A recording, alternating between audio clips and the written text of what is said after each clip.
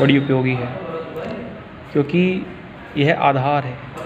यदि ये आप रचनाएं सीख गए तो जो भी आपके पाठ्यक्रम में रचनाएं होंगी उनको करने में सहायता मिलेगी। देखिए, जो पहली रचना मैं आपको सिखाने जा रहा हूँ बच्चों, वो है किसी दी हुई रेखा का लंबवर्धक करना।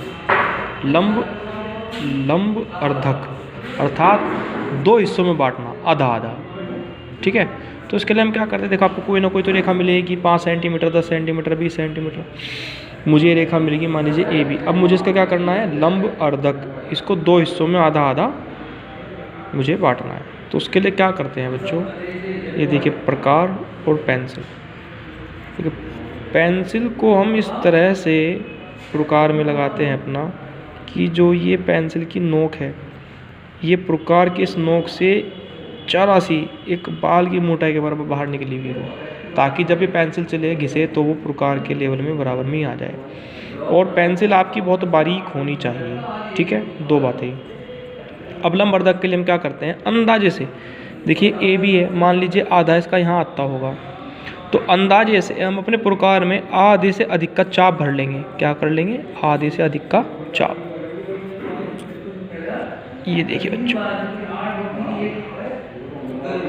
अंदाजे से आधे से अधिक का हमने चाप भर लिया। हल्का सा और खोल लेते हैं। ठीक है, अब बहुत ध्यान से देखना मैं क्या कहता हूँ। जब आधे से अधिक का आपने इसमें प्रकार में ये चाप भर लिया है बच्चों, तो ये एक इस तरह से चाप ऊपर और एक इस तरह से चाप नीचे। फिर दूसरी तरफ से ऐसे ही इसी प्रकार एक चाप ऊपर और एक चाप ये नीचे। फिर समझ लीजिए, आधे से अधिक दूरी लेकर एक चाप ऊपर और एक चाप नीचे।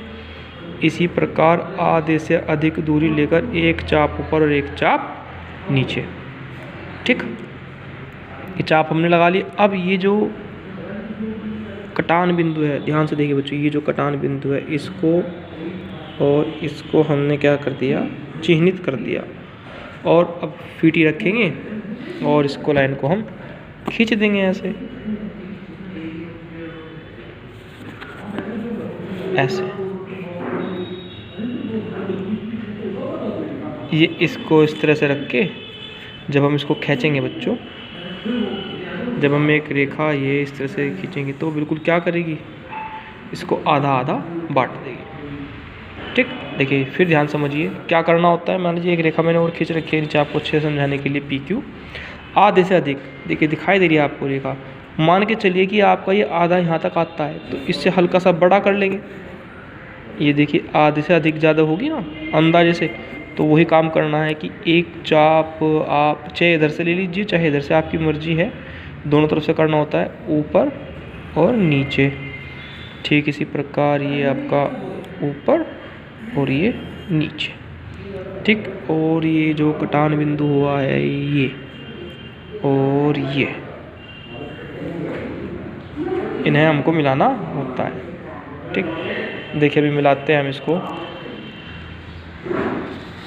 देखिए बच्चों, ये एक हाथ से मोबाइल पकड़ रहा हूँ तो दूसरे हाथ से ये अभी मैं खींचता हूँ उसको। आप अगली वो समझिए रचनाएं, ये एक बहुत इम्पोर्टेंट है। क्या चीज़ है बच्चों ये, देखिए प्रकार पटरी की सहायता से। देखिए प्रकार ही मेरे हाथ में है और पटरी कहते हैं ये स्केल को।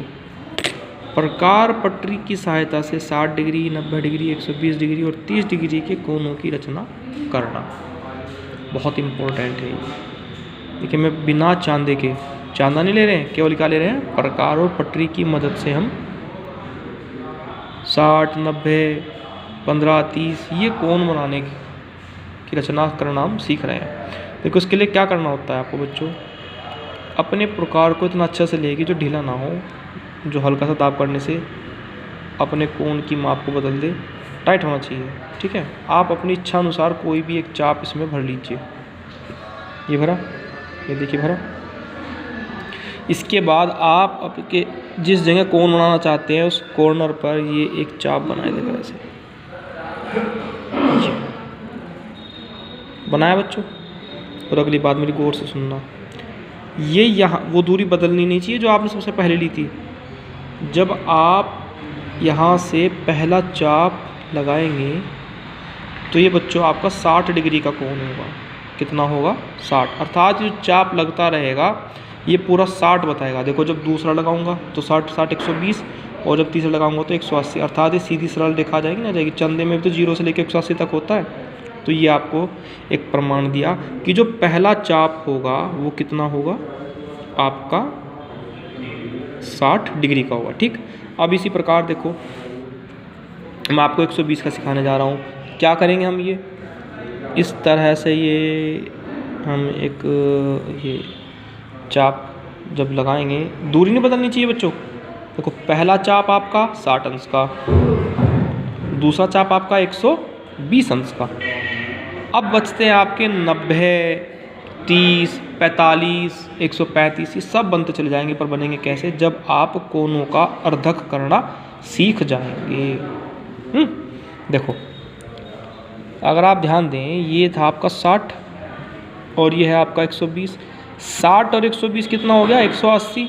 और जब हम 180 का आधा करेंगे, 180 को 2 से भाग करेंगे तो क्या आएगा बच्चों? 90। अतः इस 60 और 120 का आधा करेंगे तो क्या निकल कर आएगा? 90। अब आप यहाँ पर कोण का अर्धक करना और सीख लें। क्या करेंगे हम? जो दूरी थी हमने नहीं बदली थी, यहाँ से एक चाप इधर लगाया और ये ऐसे। देखो बच्चों ये क्या अंश निकल कर आएगा आपका? 90 अंश निकल कर आएगा। ठीक है, इसी प्रकार यदि आप ये 60 बना था ना पेंसिल से खींचोगे जब ये 60 का आप अर्धक करोगे तो वो कितना हो जाएगा? 30 हो जाएगा। ठीक है, इस तरह से हम किसी भी प्रकार के कोणों की रचना कर सकते हैं। देखिए मैं जरा स्केल से खींच कर दिखाता हूँ आपको। ये मैं फ़ोटो खींच कर भेजता हूँ बच्चों आपको। अब क्या करना है मुझे? स्केल से इसको मिलाकर करना है। ये देखिए जो पहला कोण होगा आपका 60 अंश का होगा, ये जो दूसरा होगा वो 120 का होगा, इस 60 और 120 का आधा 90 अंश का होगा। जब आप इस 60 के आधे को करेंगे, देखिए ऐसे मैं यहाँ कर देता हूँ, वो 60 का रहेगा, ये 30 का यहाँ करके दिखाता हूँ आपको।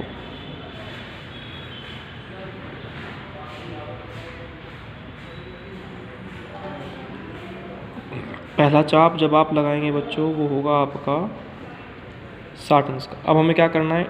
इस 60 का अर्धक करना है। तो वही काम करेंगे, यहाँ से चाप ऊपर और फिर ये यहाँ से ये आपका 30 अंश का आ जाएगा।